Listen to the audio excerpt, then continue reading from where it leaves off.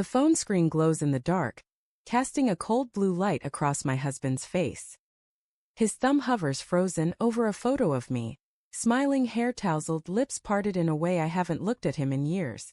The Tinder profile glares up at us, my name in bold. Lila 32, looking for something new.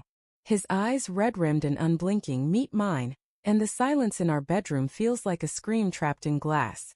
You said you were done with your past life, he whispers, voice cracking like thin ice. I open my mouth but no words come, only the weight of a truth I thought I'd buried.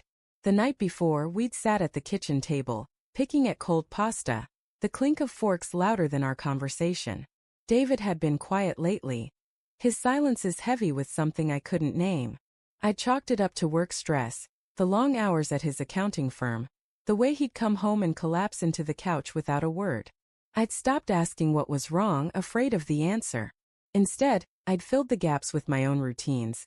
Work, yoga, scrolling through my phone late at night, chasing distractions. But that night, as I reached for the wine, his hand caught mine. Lila, he said, voice low. Are we okay? I laughed, too quick, too sharp. Of course we are. The lie tasted like copper. I hadn't meant to sign up for Tinder. It was a late-night impulse months ago after a fight about nothing. Dishes in the sink, maybe, or who forgot to pay the electric bill. I'd been drinking cheap Merlot, the kind that stains your teeth, and the app was just there. A glowing icon promising something I didn't even know I wanted. I told myself it was harmless, a game. I'd swipe, flirt, delete it by morning. But the messages kept coming. Strangers with easy compliments. Men who didn't know the weight of my wedding ring. I'd read them in the bathroom, door locked, heart pounding like I was 16 again. I told myself I wasn't cheating. I wasn't meeting anyone. It was just words. David's face now, though, tells me those words were a blade. He scrolls through my profile, each swipe deliberate, like he's peeling back my skin. You wrote, ready to start over. He says, voice flat. What does that even mean, Lila? I want to scream that it meant nothing, that it was a stupid mistake. A fleeting escape from the monotony of our life, bills, laundry, the same arguments on repeat. But the truth is uglier. I'd been lonely, even with him right there. I'd wanted to feel seen, not just by him, but by someone new, someone who didn't know the worst parts of me. The room smells of his cologne, sharp and cedar heavy, the same scent he's worn since our first date. I remember that night, his nervous laugh, the way he spilled beer on his shirt and blushed. We were 24, reckless with hope, planning a future we thought was bulletproof. Now the air between us is thick with unspoken questions. When did I stop being enough? When did he? I reach for his arm but he pulls away, and the rejection stings like a slap. I found this 2 weeks ago, he says, not looking at me. I kept hoping it wasn't you. That it was some glitch, some cruel joke. He laughs bitter. But it's you. Same smile. Same eyes. 2 weeks. He's known for 2 weeks and I didn't notice.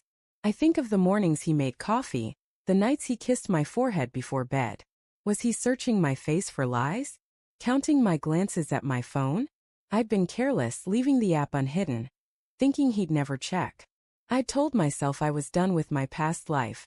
The reckless girl who'd broken hearts, who'd run from commitment. I'd promised David I was all in, that I'd chosen him. But the Tinder profile, that digital ghost of who I used to be, tells a different story.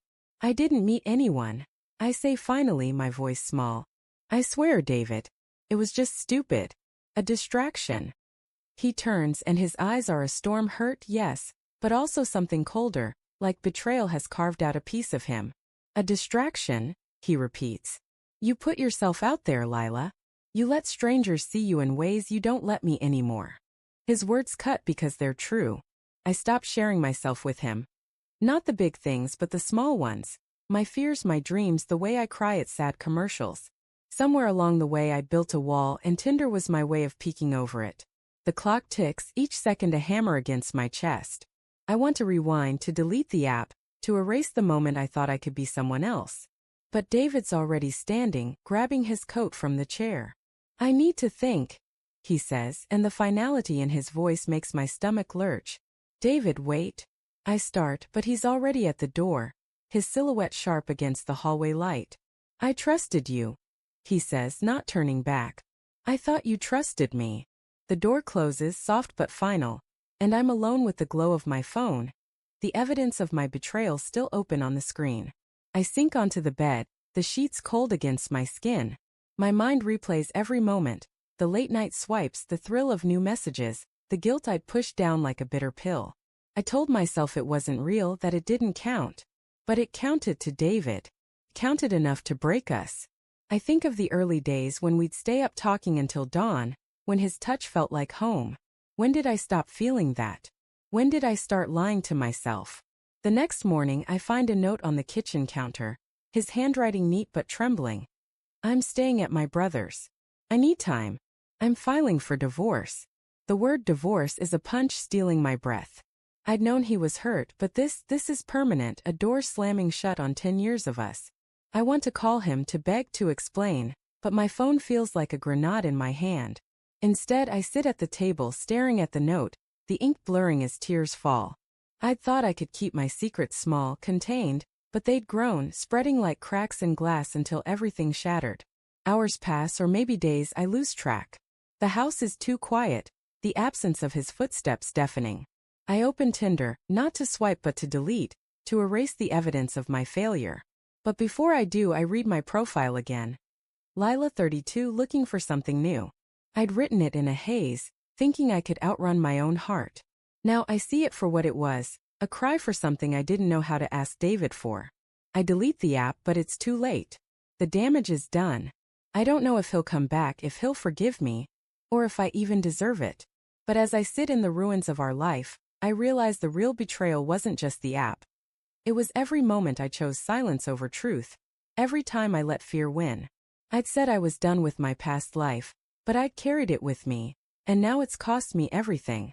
The phone lies dark on the table, but the light it casts still burns in my chest, a reminder of the trust one broke and the love I may never get back.